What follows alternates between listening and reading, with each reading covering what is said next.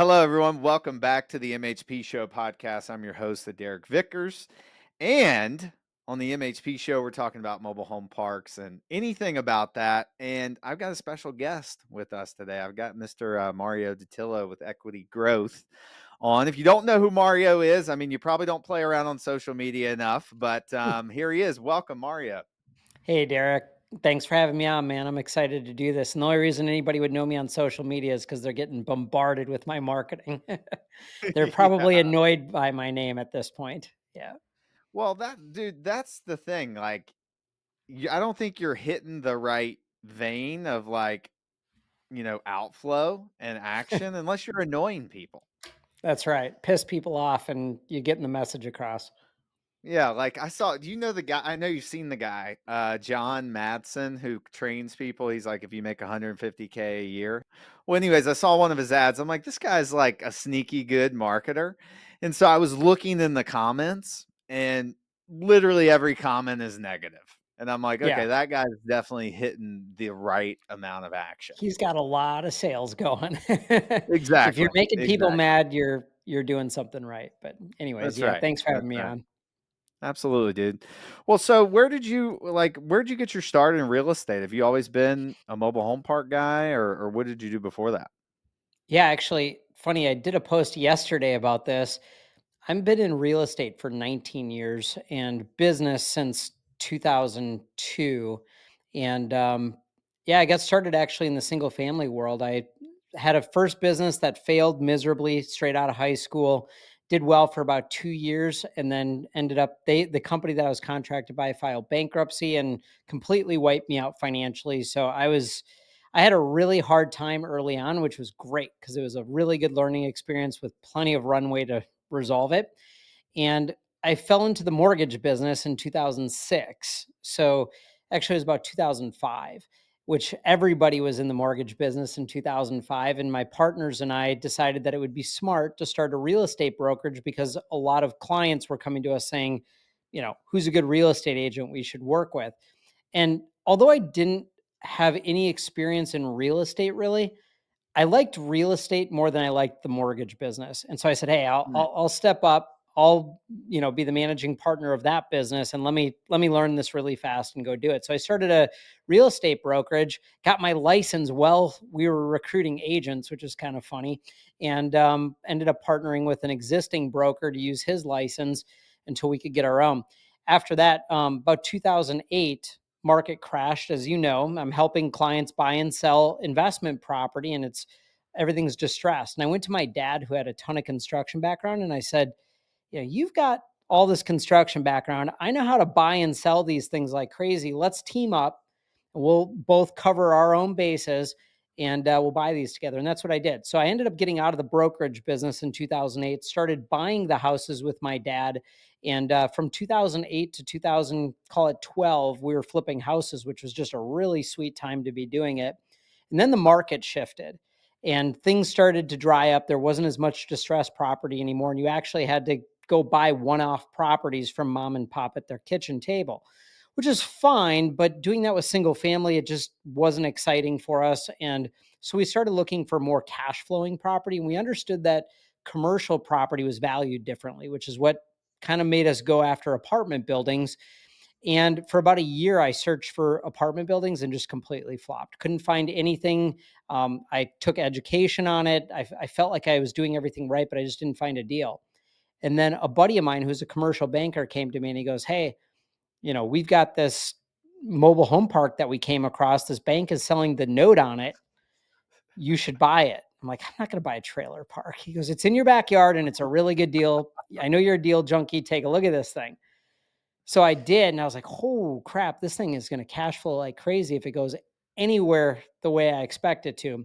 And although it was a very complex deal, we ended up buying that note, foreclosed on it, took it back, and that was our first mobile home park. And rest is history. Started buying mobile home parks, and we own self storage, small bay light industrial, and RV parks as well.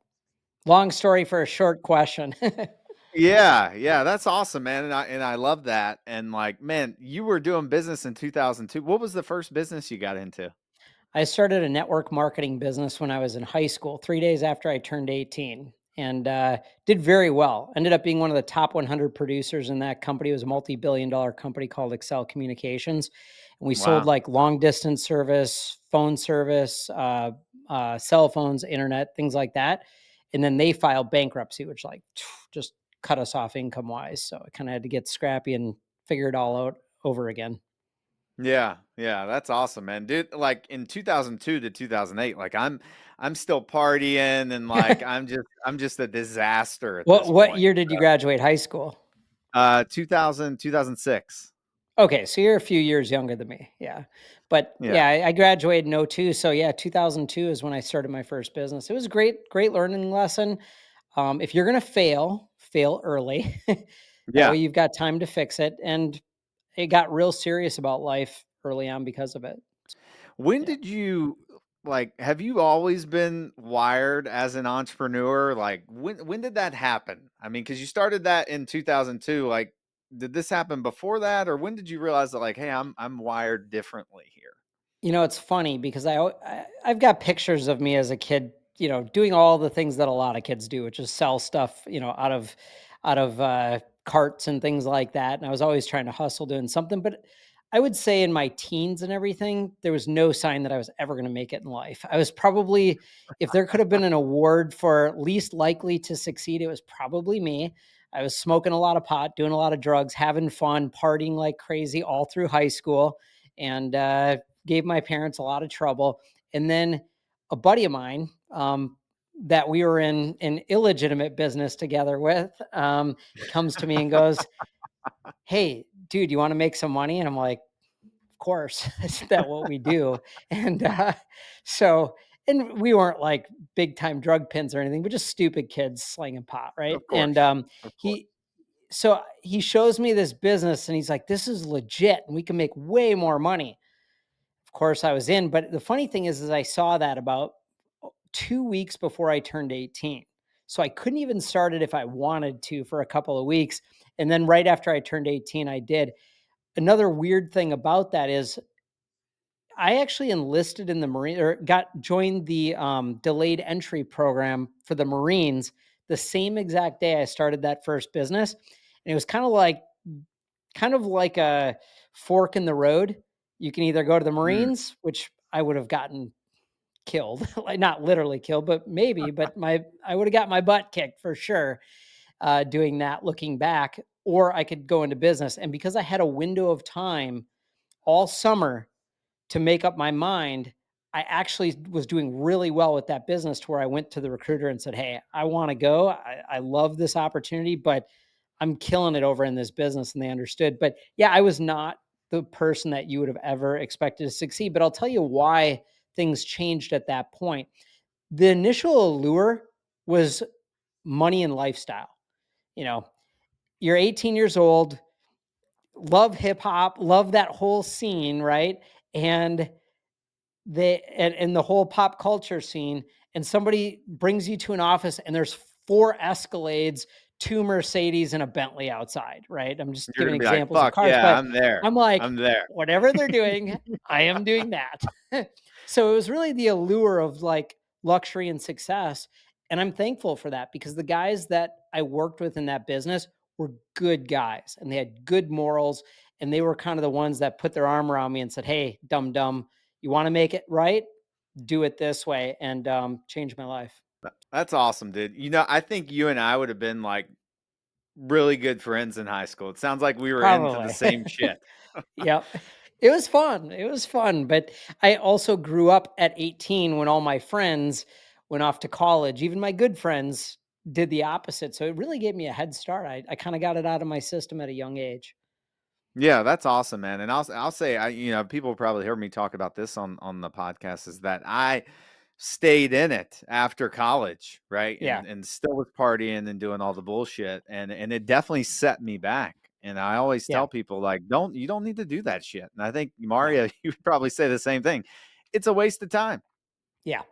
You Yeah. you burn so much time doing stupid stuff, focused on stupid things when, man, at 18 starting a business, I looked kind of weird at all my friends. They're all looking at me funny, like, "What are you doing?" I lost most of my friends, which was a big, shock to me because I thought all my friends would be supportive, but actually they were the opposite because I was not going to the parties, drinking and doing all the other stuff that I literally lost all my friends and I had to just start over. And it took me quite a while. Imagine being 20 years old and not in that scene. It's very few people are in that world. So all my friends were older and business people.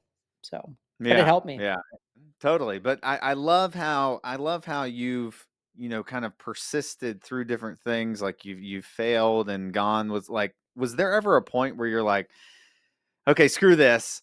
I'm gonna go back to doing something easy with my friends. I can go make a bunch of money, or a bunch of money, a salary somewhere. Was there ever a point where you thought about that? All the time.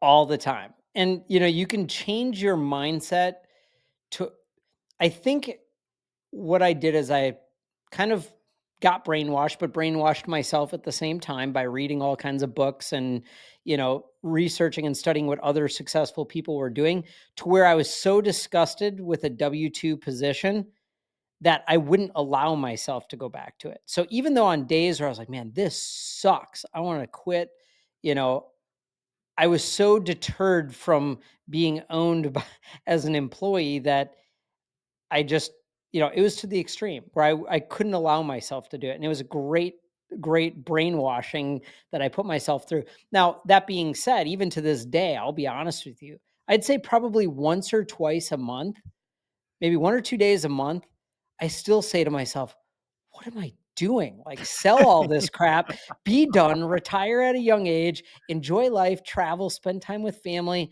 This isn't, like, why am I putting myself through this?" Because no matter how far along you get in business, it doesn't get easier. You just get stronger and can handle more, but it's always gonna be hard and there's always gonna be stressful days. So there are days to even now where I go to sleep like, screw it, I don't want to do this anymore. And then the next morning when I wake up and I'm like, oh, a new deal. And I'm like, all right, it was just an emotional thing. I'm back. I'm good. But when I go, if I ever get to the point where I'm going months going, this sucks, I want out, then yeah, that might be the point where I throw in the retirement um towel and be done. But yeah, I Yeah. still got too many deals in my future. Yeah, yeah. Well, there's nothing like a good new deal to kind of like shift the energy, It's For just sure. like I'm a I know deal you know what I'm junkie. talking about. It's like I'm a deal junkie, boom. yes. Because I was in the insurance business, so I got like really good at like hunting down deals and stuff and like, Oh yeah. going through the nose and things. But there's nothing like you get the yes and it's like, I don't know, it's just like a different yeah, it's It's the like, oh yeah, adrenaline. let's go. It's a hit. Yeah, We're deal junkies because we're addicts, right? We're that's right. addicted to the roller coaster of the ups and downs of deals. I shouldn't say I'm horrible. I'm not strong on the operation side personally. I can do it just fine, but it burns me out because you don't Sure. have those dopamine hits like you have with the deals. I'm obsessed with doing deals because I get to ride that roller coaster. And sometimes the bottom isn't very fun on the roller coaster, but the ride up and then the drop down where you're putting your hands up, it's exciting. So yeah, it's fun. And that's kind of what gets me back on track the next morning. Yeah. Yeah, yeah, for sure, for sure. You can be having like a shitty 2 days and you're Yeah. like, "Oh, hell yeah, let's roll." Yes, new You're deal good to go. pops up and yeah, it's funny because I think people that are new, especially in real estate investing and commercial real estate investing specifically, have a hard time making it in the beginning because number one, they don't know and they don't understand. They might know it, but they don't really comprehend the timelines on these deal cycles. Like Mm, they're not fast deals, they are very slow transactions. And if you don't have the emotional capabilities to go 6 months, 9 months, a year to close your first deal, you probably aren't going to make it.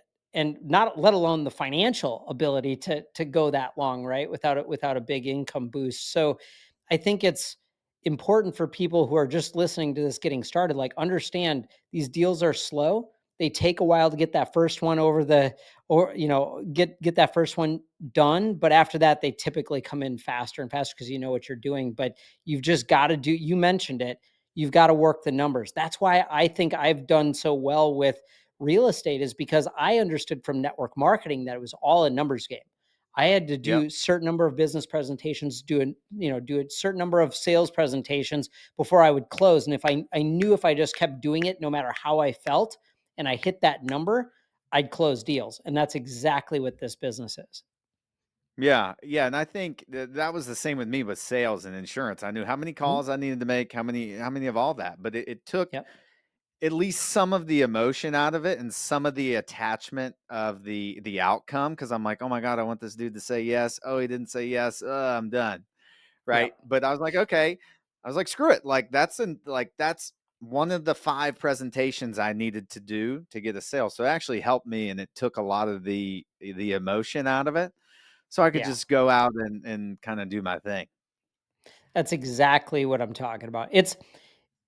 I've been saying this for a while that people who get into real estate investing, for some reason, flip this switch in their head and they go from, or even more specifically, even people who come from like single family flips and wholesaling and things, they get into the buy and hold commercial property game and they instantly flip this switch saying, I'm an investor now. And what do investors do? They search for an opportunity, they click the order button, they buy it, right? And they start to get a return. Well, and I'm talking like, stocks, bonds, whatever, public markets. But in when you're getting into this, you're actually just starting a real estate investment business. And so it's Yep. no different than the house flipping business or the insurance business or any other sales business.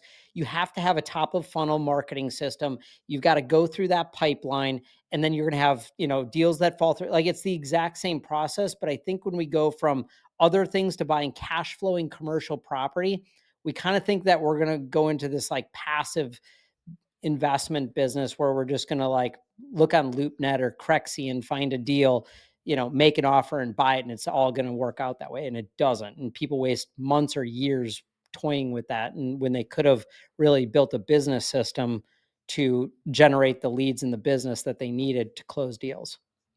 Yeah, yeah, for sure. I couldn't agree with you more. Yeah, I wanted to ask you something because you mentioned something that was like, hey, I could, some days I'm like, okay, maybe I can just sell all this and I could retire young right now. But like, what is it that still drives you? I know you mentioned the deals, right? And we Mhm. love getting that hit from the deals. I get that. But other than that, like, what else drives you and keeps Mario going? Yeah. I mean, my family, I know that I've got a ton more potential. I mean, I'm 41 and I feel like I'm still learning a lot and I know I've got a ton of potential. I've got some pretty big goals in my business that I want to hit and I think truthfully, if I stopped now, I would regret it and wonder for the rest of my life what I could have really done. So it's a personal Mm. challenge and how great could I really have set my family up? I mean, like I could sell everything right now, be done, all good, live really, really good, but I think there's just too much more to do. So doesn't mean I'm never going to sell everything and maybe go into something else or, restart acquiring and build a new portfolio, but not for the foreseeable future.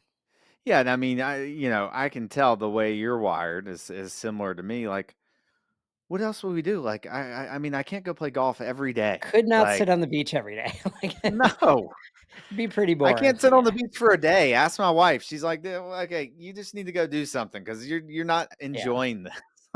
Yeah. It's a blessing and a curse For because sure. in my mind, sometimes I'm spending time with family or out with friends or whatever. And in the back of my mind, I'm thinking about something in my business that I'm trying to do or, project we're working on or whatever. And when I vacation now, we try and vacation for longer periods of time. Like last summer, we did Utah for a month. This summer, we're either going to do European trip, like Italy, probably for 2 months, or out west somewhere again for 2 months. Because I found that for the first 3 to 5 days, at least, I'm thinking business still, and I'm still taking calls. But once I get in the flow of hanging out and enjoying the vacation, I kind of fit in the little work things that I need to do. in between all the fun stuff I'm doing. But in the beginning, those first few days, it's like, what am I missing? What's not working? What do I need to keep an eye on? And I'm checking my email too much. So my point in saying all that is it's great because I'm like locked in and love what I do. But at the same time, it can keep you from, enjoying life too. So I've kind of had to learn to turn that off a little bit. And I've found ways to change my schedule to where I can have, more free time for myself, and I can just cram in all of the workload that I need to get done and be ultra productive, and also separate the things that I have to do, more like preparation, administrative things that are planning related versus the stuff that I love to do. And I've kind of split up my week to where there's 3 days a week that I am doing things that I love to do, that are deal focused, that are growth focused, brand building focused. And then there's 2 days a week that I am basically buffer days, days that I'm kind of having meetings and doing all that. And then I have my weekends at least at minimum to spend time with family and friends. And I rarely work on the weekends, every once in a while a little bit, but Yeah, and that's good. I mean, I think you have to. One of the things I love what you mentioned about the vacation because I'm sitting here thinking, I'm like, if we go on a 7 or 10 day vacation, I really don't get into the vacation until like 4 or 5 yes. days in. Like, you're Yeah. And then totally it's right ending. about It is. And when I say going for a month or two, it doesn't mean that I'm doing absolutely nothing for a month or two. I'm not trying to say I do that, but I'm in a different place. I'll work for, a little bit during the day or in the evening or something like that. But I'm spending a lot of time enjoying where we're at. So if I'm there for 2 months, of course I'm working, but I'm in a new place. We're going out in the evenings, weekends, and a lot of the weekdays and exploring and doing fun stuff. So yeah, you got to do it for longer than a week. So in the insurance, when I started in the insurance business, it was just me before I built the team, and it was like, you eat what you kill. If you don't Yeah. work, you're gonna feel it weeks later. So I was like constantly like in anxiety. Oh my God, am I not making calls or working right now? And I think Yeah. I built up a bad habit in 9 years of like building that business of like, Oh yeah. hey, I always have to be doing something. Sure. It's the I have to be busy to get the results, you know, Yeah. mindset that we get ourselves into. Yeah. It's true. Yeah. Yeah, my mom, like, when I was a deadbeat and didn't do anything of some of the stuff I was doing that we talked about earlier, Yeah. my mom would come home from work and my lazy ass would be on the couch and she'd be like, "Well, what did you do today?" And it wasn't like that it was the way she asked me. It just like it Yeah. hit me and impinged. And I'm like, "Oh my God, I got to do something." So You now I feel felt like I like a have bum. something. I Yeah. felt like a bum, right? With Yeah. only one line that she said to me. And so now I almost feel like it's like, okay, I need to like do something. I think it's, if I can get myself out of that to a degree, but I like what you said about that. It's good stuff. Yeah, I would say just kind of one additional thing on that is if you can figure out what your unique ability is and find other people to do everything that is not your unique ability, and you get to do the things that energize you, that you love doing, and is your unique ability in the business, it's a lot more fun. And the things that you're doing are going to be much more productive than just doing things. And I'm in that process of removing things that I shouldn't be doing off my plate, hiring key people that is their unique ability and they love doing it. It energizes them. And it's a process. Like I've been working on it probably 9 months at this point, really focused on it. But I think when you can get to the point where you're only doing the things that are your unique ability, that's like the best of both worlds. You're not bored. You're not sitting around doing nothing. You're doing what you enjoy doing, but you also have free time to enjoy yourself outside of business too. So yeah, it's a journey. Yeah, yeah, for sure, for sure. It's a constant like you're recalibrating and going back and like looking some more. So I totally get that because I've been trying to do the same things and getting to where like, hey, this gives me energy. I Yeah. love doing this. Like I love doing podcasts Yeah, and this is things fun. like that. It's fun to me. Um, but I wanted to ask you, so like, what do you, as you're building a successful business and a successful company right now, what do you think has been the biggest, like, what's been the hardest thing to kind of like get yourself or your team doing to scale more? Like, what's been the hardest like system to build for you? Specifically in the MH business or just in general? Oh, and just in general in your Yeah. business. I would say cross-departmental things are our biggest challenge. So when it goes from eviction, so when a home goes from eviction over into inventory, over to sales, where then sales need to start marketing or construction to renovate the home, then sales to market and sell the home. When you go from department to department, that's where I think we drop the ball the most. And Mm, it's because it's going from one person to another person to another person, and if you don't get that transition really honed in, I think that's where you can drop the ball and then figure out, wait, we had that home when we got that home back 3 weeks ago. Why haven't we filed for abandonment? Why haven't we, trashed the home out? Why haven't we started the construction process on it? Why aren't we pre-marketing the home? All those different things because one person didn't do the proper notification to the rest of the team and follow their process. So just generally speaking, I think that's where we have probably dropped the ball the most, is kind of in those transition points. Additionally, probably right person, right seat, mm, especially earlier on. When I got started in this business, I recruited people that I could afford. And those people were mostly newer people or had no experience. And so I was the most experienced person in the company. And the problem with that is if I've only been doing it for 1, 2, or 3 years, you know, I'm still learning 12 years in, right? So if I was only doing it for 1, 2, or 3 years, I thought I knew what I was doing, and I'm teaching other people how to do what I think is right, where and you create a lot of problems doing it that way because you just don't know what you don't know.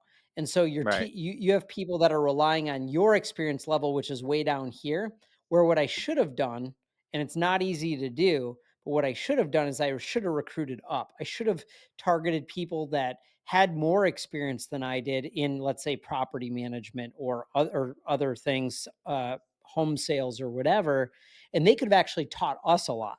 They could have been like, yeah, well, when we were with this REIT or when we were this with this large group, this is how we did it. And we probably would have gotten a lot further faster and bumped our head less because I would have been bringing more experience in. Again, that's hard to do on a low fixed budget in the beginning. But the sooner you can start recruiting up and find people that are more experienced than you in this industry, and they can bring a lot of tips and tricks to the table, the faster you're going to grow. And so I several years back I kind of shifted the way I thought about recruiting and was willing to make the investment to hire people that are much better at things than I am. And it's again not easy to do. The other, and specifically in the MH business, recruiting community managers who are weak when it comes to management, and then putting them in a seat like a greeter, we could call them. That's a Yeah. term commonly used in our industry. I found is a huge mistake. If you just hire somebody, put them on site and say, do what I tell you to do when I tell you to do it, make sure you ask about everything you need to do, you're going to have little robots that you've got to control, or puppets you've got to control. And that's very difficult to manage off site. And it creates a lot of workload.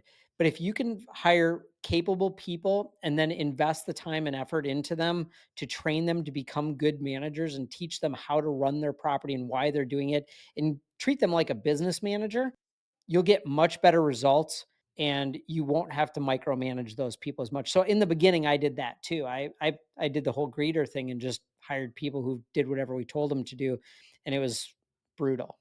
So that's a Yeah. good learn from early on. Yeah, I think that's and it's so hard for entrepreneurs like just because you what you said, it's like it's expensive to hire Very. experience. And in the beginning, it's like you're balancing between like, okay, I didn't make any money, let me make a little money, but now I got to hire this person and pay them 80 grand. But what I will say from my own experience is that after all the mistakes were made, I wish that I would have done that sooner. Yeah, me too. Because yeah, you pay the regional manager 70 grand, who's been managing properties for 15 years. I had been doing it at this point for like 2.5 years. And Yeah. once I did that, it was so much easier. Yeah, because they're like, "Oh, why are you guys doing it this way?" Well, I don't know. That's just kind of the way it works. So like, yeah, you're gonna have an issue down the road because they've been doing it for 15 years. That's exactly That's what right. I'm talking about. I don't think I've ever hired a good person that I didn't cringe a little bit when they accepted my offer. I'm like, that was an expensive hire. You know what I mean? Yep. And I think the if you hire good people and you pay them what they're worth, doesn't mean you can always compete with the biggest companies, right? Being a small business, but if you're paying them a good pay of what they're worth, you should get more out of them to where you're actually ahead at the end of the game. If they're not paying for themselves and more, you hired the wrong person. And I've done plenty of that too. Definitely hired the wrong people many, many times. And, but yeah, if you're not hiring really strong people that you're kind of like overspending a little bit on, then you're probably not hiring the right people. And that's all relative, right? Whether you're buying your first couple of parks or you're way down the road with it. Yeah, and every time it happens too, and I mean, it never ends. Like you have 100 employees, and you're about to hire like a high level C-suite somebody, and like, oh my god, I don't think we can afford this. Like, it's gonna hurt. Yeah, I don't know if that's ever gonna end. You know, I don't think but so. And that is a skill, I think, for operational people and CEOs, being able to determine when you're going to hire up and hire someone in advance is a good skill to have. It took me a long time to be willing and being able to do that, because when you're looking at that person that you're going to hire and you recognize you need the person or you're going to need the person, but their salary, the investment to get that person is pretty high. Takes a little bit of guts, it takes a little bit of foresight, and you have to recognize that if you don't hire them a little bit early, you're probably going to be overworking the people that you already have, and I've done that many times, you know, where you waited too long to bring on the right person, and because you weren't willing to stretch or didn't know that you should stretch out a little bit. So yeah, it's something that I've worked on a lot. yeah, and it's like what you said. I think is important. There was a word you said, guts. And I just find myself in some of these situations, and every time I'm like, okay, quit thinking small. Here's the targets. Like, this is Yes. what we're going for. Like, okay, fuck it. Like, we'll do it. Right? Let's go. Yep. And It's a then great point. yeah. Keep Sorry. Go going. ahead. Yeah. What were you gonna say? No, I was going to say that's a great point. If you don't have a big target you're aiming for, you're probably never going to do that because you're always going to be looking at exactly what your bottom line says right off the bat. You're like, okay, well, in the next several years, when we get to this point, I'm going to look back and say this was the best move I ever made. But if you don't have that like real clear, big, hairy, audacious goal, probably not going to take that step out. Yeah. Like, I wrote this down for you, and it's interesting to me. Like, you were in network marketing. Like, when I was in sales, it was like, hey, this is what we do on a daily basis. This is like, hey, we make calls every day. Like, I need to be moving the ball down the field. And we were talking about schedules and things. But what is I'm curious, like, what does your actual day to day look like? I know you said when you have your 2 buffer days, but the other 3 where you're doing stuff that gives you energy. Like, what do those days look like? Yeah. Me personally, you're talking, right? Just in Yeah, general. yeah, yeah, Yeah, for me, it's working with my director of acquisitions, which Steve. yeah. Working with my director of investor relations, Daniel. It's working with my asset manager. It's basically working with the leaders in my team, jumping in a lot of times on investor calls. Like Daniel might have a great investor that we're considering or that's considering investing with us. He's like, hey, I need you to hop on here. They want to meet the founder or whatever. So I'll hop on for those calls. Or sometimes it's me getting on and building credibility with a seller with Steve or whatever. Um, it's more of the technical side and the doing side versus the preparation side. So I'll be working through underwriting, models with Steve, be like, hey, yeah, I think we need to tweak this, this, and this. I would say that it's a lot of recruiting. So, like, my interviews are always on Monday, Wednesdays, and Fridays for the most part. So, any sort of hiring, I don't typically hire like community managers or anything, but I'll hire any sort of leadership roles. I do content creation on those days because that's brand building and marketing for our Sure. company. So like today, right before I got on with you, what do you think I was doing? I was shooting content for my business, and so I pretty much got off camera and got right back on camera to hang out with you. But podcasts typically Monday, Wednesday, Fridays as well. It's all things that are growing the business and things that only I can do. I'll have meetings on Tuesdays and Thursdays. So, like, we'll have a weekly leadership team meeting where we're going through KPIs and doing all that, or I have one on ones with some of them. Those all happen on Tuesdays and Thursdays because they're all kind of like preparation things. They're not necessarily growing the business. Yeah, and I think that's good insight, and it's so I think when you get to the level where you've got assets and you have staff, you can oftentimes get caught in handling the emails and things that everybody else gets you, and a week goes by and you're like, oh shit, I didn't even move the ball down the field Yes. on the business this week.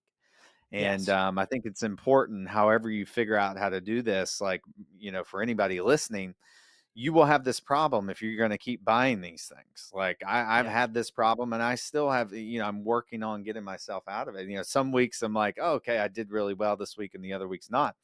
But I think it's very important that you have some structure to it and like you got to figure it out because Yes. when you have staff and things, it's very easy to get lost. They will I think eat your you would agree time, with that. not intentionally, Yes. but everything's an emergency, everything's urgent, everything needs to be done at that moment, and if you don't create that structure and kind of, like, get them to understand the structure that you're following, then yes, everything is urgent. Like, my assistant manages my calendar for that reason because I'm nice. Like, I'll be like, "Yeah, what do you need? Like, let's handle it because I want things to go smoothly for my team and I wanna make sure that they have the leadership support that they need." So, she kind of, like, manages that calendar to make sure that I don't throw things on my, on my active days where I'm doing all the fun stuff, that I don't go bog myself down with a bunch of, tedious things that can wait. Now, does that mean that emergencies don't happen and I don't mess that up? Yeah, of course. I'm going to step away from creating content because something's on fire, right? But generally speaking, it's the flow that I try and follow. No, I like that. I think people listening, you should adopt something of that sort. Otherwise, you're going to get, especially in these parks. I mean, if you're digging into the operations, I mean, the operations will literally suck you in and eat Yeah. you if you let it. Martha in lot 27 will work you. She will. Especially when she finds your cell phone number. Yes. Oh, I had a yeah. tenant call me at a property, uh, at one of our properties a few days ago, and he goes, "Well, this manager isn't doing what they're supposed to. This isn't, I'm not liking what I'm seeing, blah, blah, blah," complaining, right? And he was very, I'm glad he told us because that's what we want to know. Like, tell us if something isn't going the way it should. And then 2 days later, he calls me. Somehow he found my phone number, my cell phone, but he calls me again and he goes, "I am so upset. I just got a notice for a violation notice for my 6 dogs, and I am furious. I've had these 6 dogs for, 10 years before you guys ever came along," and I'm like, "Well, hold on. You called me and complained that our community manager was not doing their job. I told their supervisor, now the manager's doing their job. You can't call me and ask for a favor when you get what you want," which she is right about hitting you with a violation for that. So now you're going to have to work with her because I'm not solving this problem for you. But it's like that whole situation probably took 30 minutes of my life between the two phone calls. And so although it's entertaining and it's funny at the time, I'm like, am I really getting a phone call about this guy's dogs? But yes, it can definitely pull you into it for sure. I used to, a couple of our properties, it's like the tenants, know me. right? They know me, and so you go into the park, you're just walking around, and then before you know it, you're like, "Oh, I'm just gonna do a walk through the day," and before you know it, you're like, "Oh shit, I've been here for 90 minutes talking. Yep. Hey, can you get through this? We have this pothole over here. Or, this guy keeps running through the This the park branch at is night." bugging me. Yeah. Yeah, Yeah. You guys cut this yeah, branch down. It's within 10 feet of my home. yeah. Yeah. Or the landscaping company flung rocks and it hit my, the side of my True. trailer. Yeah. Okay. Yep. Yeah. Yeah. It can definitely take a lot of your time. So managing your time well and recognizing when it's being pulled off track. And sometimes that's not fun because sometimes you have to be respectful but blunt and say, "I'm sorry. I I can't be here right now. I've taken a note. I've got to go though." And you just have to cut people short, unfortunately, and then make sure that the problem gets resolved, of course. But yeah, it's hard to do, especially if you're kind of, I don't want to say a people pleaser, but you want to see your customers, you want to see your employees, everybody happy and getting what they should be getting. It is hard to kind of draw that line, but you have to do it in business in general. Otherwise, Yeah. it'll own you. Yeah, it definitely will, especially in this business. So Yeah. I wanted to shift a little bit. You mentioned family and stuff earlier. You have kids, right? I have one daughter. She's going on 18 months right now. So we got a little girl. She was born in December of last year and waited a long time. Like I said, 41. So I'm kind of starting late on that, but my wife Hey. and yep. Well, no, I was just gonna say, like, it doesn't matter. I mean, I know people that have started to have kids much later than that. And what I really wanted to get into and unpack on that is like, because I have two kids and we have a third one coming in a Oh month. yeah. Yep. And you have kids that are gonna be growing up around success, right? And they're not gonna like, and I know your daughter's still young, but how I know you've thought about it. Like, how do I I'm smiling like because I not already know what you're going to say, but keep going. like Yes. how do you make this kid not become an asshole or a brat? Like, Yes. what are your thoughts on that? So I'm really glad I waited till I was 41 or 40 to have a child because if I look back in my 20s and even in my early 30s, in my mind, I wanted to build a business and create enough wealth to where my kids would never have to work if they didn't want to. Think about that. My goal or my mindset was I want to make their life easy. And the problem with that is they would turn out to be psychos, right? I realize That's right. that now in my 40s, I'm like, okay, I d- I don't want to hand them everything because everything that I have today is not because somebody gave it to me. It's because I went through the struggles. And if I lost it all today, God forbid, I could go and build it back because I went through those struggles, learned the lessons that I learned, had those financial catastrophes early on, all of that. And I think it's a huge disservice to then just give it to your kids to where they're just spoiled and they don't know what it takes to actually get there because they will burn that money as fast as they can in most cases. And then they're stuck when you're long gone. Now they're in a worse position than they ever were because they don't know how to get back to it. Right. So there is I think there's some balance there, and I'm still trying to figure this out. I got a little bit of time before she really knows what's going on, but it's funny. I love cars, and that's kind of I have a picture. I just for my birthday for fun, I rented a Ferrari and just for the day and just had fun with it, and I took a picture with my. She was at the time maybe 6 months old, and sitting in the seat and then I thought I might wait to show her that picture. She doesn't know what it means right now, but you know, getting them too used to a lifestyle that they didn't earn can be dangerous. So there was actually who was it? It was somebody I saw a video. I'm trying to think of who it was. I want to say either way. I was watching a video and the guy's talking about his kid. It was Grant Cardone. I think it was Grant Cardone. Okay.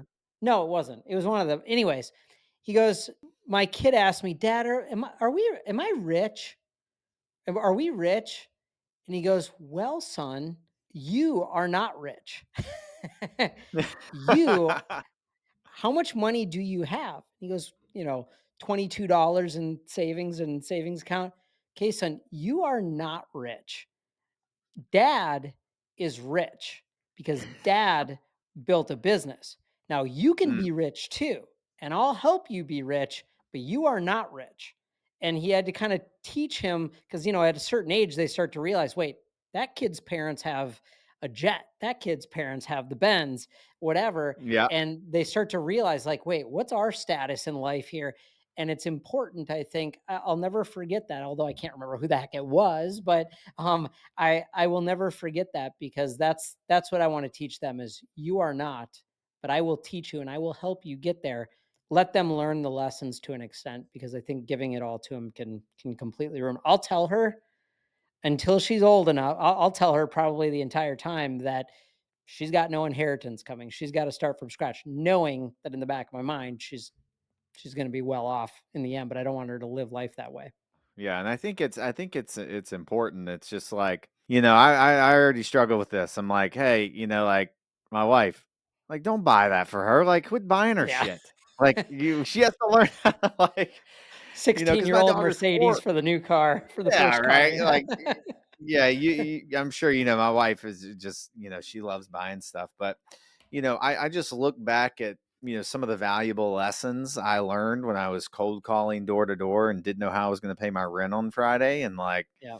those lessons I think are so valuable to go through, building strength and persistence and tenacity, Yeah. that I would just hate for my kids to not go through that because they're going to be soft and they're just like, they're not, it Yep. just, it doesn't, like you said, psychotic and criminal. Like criminals think they can get something for nothing. So when you Yes. convince kids There's that a they can part of get, our society that thinks that right now. Unfortunately, that's right. hopefully that's shrinking each Yeah. each day. But yes, there's a part of our society that lives that way that they should get something for nothing, and it's an entitled mentality. Yes, But it's fucking criminal. Like that's a it criminal. is. A criminal robs and gets something for nothing, right? And that's Yes. why, I believe that we've got so many criminal, like the criminality in society is because of that, the entitlement mentality that has been, promulgated on society for the last, 50 years. And I'm not Yeah. going to do it to my kids. I'm Yeah. not going to do it to my kids. Yeah. Is my dad and my parents. I got awesome parents, and my dad had the money to go just buy me a new car when I was a kid. We weren't well off, like we were middle class, right? I mean, so we never lived a life of luxury, but the bills were paid and things were Yeah. good. And when I wanted to buy my first car, he I think he gave me a loan for like part of it, and I had to come up with part of it, and then I had to pay him back. Actually, my first Mm. business, to start that business, he didn't just give me the money to do it. He said, "Well, if you really want to do it, now think of my personality and lifestyle leading up to that point. You go to your They're dad and like, you oh, say, I yeah, need this Mario, money." He's like, you're really going to do it. "Yeah, you're trying to up the pot game, aren't you?" Yeah. But no, so I mean, I don't think him and my mom took me very seriously, and it took him a little while to give me an answer, probably like 3, 4 days, and I had to keep asking him if he would do it for me. And he goes, "Well, if you want, I'll give you the money, but it's going to be a loan. And you can't pay me back any other way than through that business." And that was a great Mm. lesson because he forced me to go hustle in that business because it would have been easy. It wasn't enough money that I couldn't have ever gotten it back to him. It was like, a couple of thousand, some $1,500 or something, not a lot. Right. And so he forced me to channel my focus, and that was my first goal. I'm gonna prove my parents wrong, because like, they Mm. didn't tell me I wasn't gonna be successful, but I could tell they kinda doubted that I was gonna take it seriously. So my first mission was prove them wrong and that I could do it. So then I did it and I paid them back pretty fast with the money from that business. And then, in different stages of my life, they were really there as kind of a backstop. If things really hit the fan, they were there to help me and help me work through it. But they never gave me like just straight up handouts or like did things for me where I didn't have to work for it. I always had to work for it. And when I Mm. fell backwards a little bit, they'd be like, "Hey, I got you." But it was a great way to be raised, and I don't want to screw my kids up doing anything other than that. Yeah, yeah, yeah. I'm with you, and I had great parents too, and like we grew up in a very like I grew up in a very small town in Virginia. Like I had food on the table every day. We weren't living under a bridge, right? But there Yeah. wasn't like my family's definition of work was like going out and digging a ditch. So when I was selling insurance, Derek didn't have a real job, and they'd like, "Oh yeah, Derek, sure, he's He's a doing this white insurance collar thing." guy. Yeah, yeah, yeah. He's gonna fall out at some point. Like they didn't believe in me. So I think when I came up in that, I had an element of that too, and wanting to prove them wrong because they're like, oh yeah, Derek, he'll be back to partying, in 2 weeks.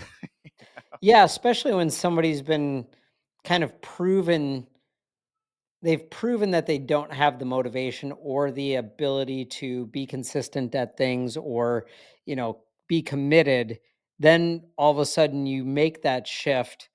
They think you're just it's going to be another one of those things that, you're going to it's a fad. It's something that you're trying, but yeah, I think there's a real mental shift and a heart shift that has to happen that, gets you out of that kind of a lifestyle, and I'm thankful it happened early for me.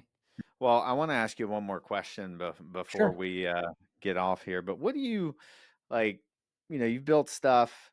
You're ultra successful. You're becoming more successful. Like, it's obviously not about money anymore. And we talked about that a little bit, but like, what do you want people to like say about you when it's all said and done for Mario? Dang. Deep question. I mean, I think he cared, that I actually cared about people. And I think I care a lot. And I've had to kind of teach myself to be a little bit less, I don't want to say caring, but show it less.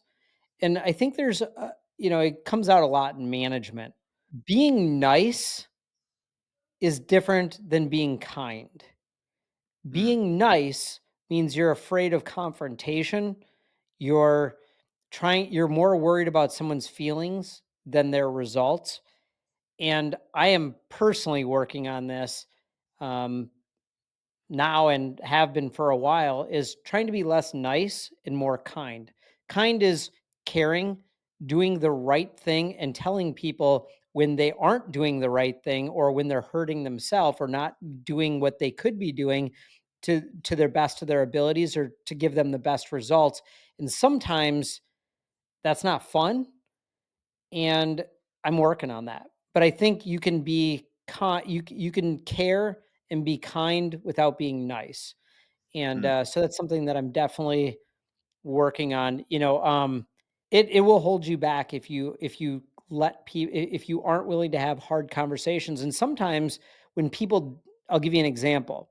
Sometimes when I'm hiring for a position and it's a tough decision on which person I want to hire, two candidates, whatever, when I let someone go or when I tell someone they're not getting the position, I could just say, "Oh, we picked someone else."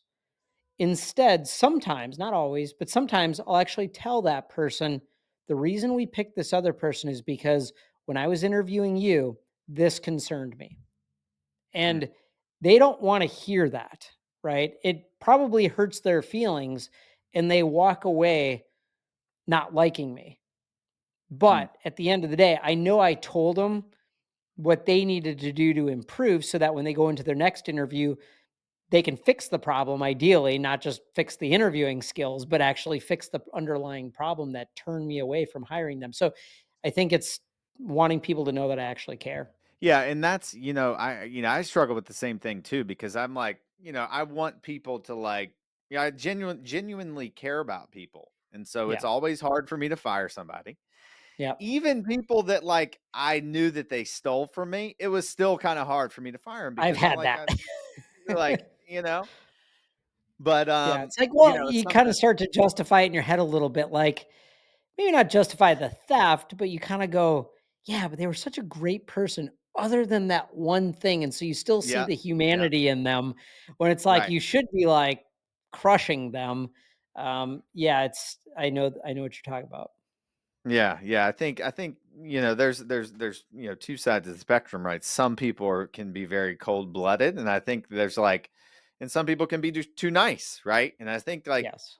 there's a like a situation for each, right? Yeah. But it's definitely tough to balance, for me, and it sounds like it is for you. And so maybe we'll still be working on that. We'll talk again in a year and be like, yep, we're still working on this shit. So Yeah, it's something like the way that you're raised too. If you're raised in a very aggressive lifestyle growing up, I think, or you're running from something. And I'm not a psychiatrist or psychologist, but I think that depending on where you came from and how you were raised, if you were raised in a good home where people care about people and they really instilled that in you, there's a balance between you know caring and being weak. You know, yeah, I yeah. think you have to master that. Totally, totally. We need to text each other and be like, "Hey, let's Quit being a do something wimp. hard today. Don't be a Yeah, wimp." fire that guy. Yeah. Yeah, You hit the know, evict button, man. Just do it. I know they're nice, but just do it. yeah. Yeah. My wife, dude, is like the most perceptive, and like if I'm like, "Hey, this guy did this, you need to get rid of him." And I'm like, Yeah. "No, well, like we need to do this." And then 6 months later, I'm like, "Yeah, we should fucking we got rid of this guy." And she's like, "I told you." Yeah, why didn't you do that when I first told you? It's funny because my wife's the same. I think wives have like an extra sense. They can sense when someone's off, like when somebody's got an issue or whatever. She's on multiple occasions been like, "Hey, something's not right about that person." Like, no, no, they're great. Nah, they look at you funny. Like there's something weird going on there. And she's been right most of the time. Even when it was like close people to me, she's like, "Yep, told you." I'm like, Mm, yeah, same thing. You got that extra yeah. sense. Yeah, it's definitely a wife thing because Yes. I feel like I talked to someone else about the same thing before, and it's like, yeah. So, anyways, but Plus, they're dude, removed so they can be a little colder about it. Be like, that guy did what? Why didn't you fire him? It's like they don't have all the emotional ties in the true. relationship with the person. So they're like, that's like a fireable offense for sure. You're too nice. Yeah. Yeah. Oh, I know what you mean. I know what you mean. And then my wife would be like, "Did you fire that guy yet? Did you fire the guy yet? Did you fire the guy yet?" And I'm like, "Okay, like, I'm Kate, working on it. we're I'm not working talking. on it. Yeah, I'm working on it. Like, we're not going to talk about this anymore now." Well, Mario, dude, it's been great, man. I appreciate you coming on. I really appreciate your time. I know you're busy. Um, anything you want to leave anybody with before we go? Yeah, I'd say if you're getting started in this business, understand what it is, get an understanding of how the business works, get educated on it, work with people who are experienced. We talked about the hiring, but even earlier on, just learn the business. There's, if you're coming from the apartment space, you're coming from the single family space, this is a very different business Yeah. and you have to learn it and understand that it's got its own unique quirks. So don't just jump into it, but also don't over research to the point that you're not taking any action and running with it. I think there's always going to be a little bit of trying to look around corners, and it's hard to do when you haven't been there before. So just know that when you feel a little bit off getting started and you're working that first deal, it's okay.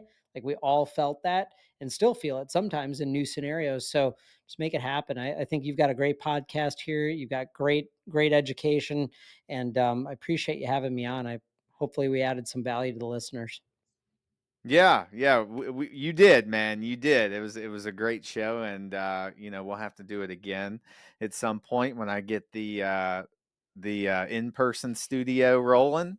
There you We'll go. definitely have to do it in person, brother. So, anyways, so thanks for coming on. Thank you all for watching and tuning into the MHP Show podcast. We will see you all next week. Peace.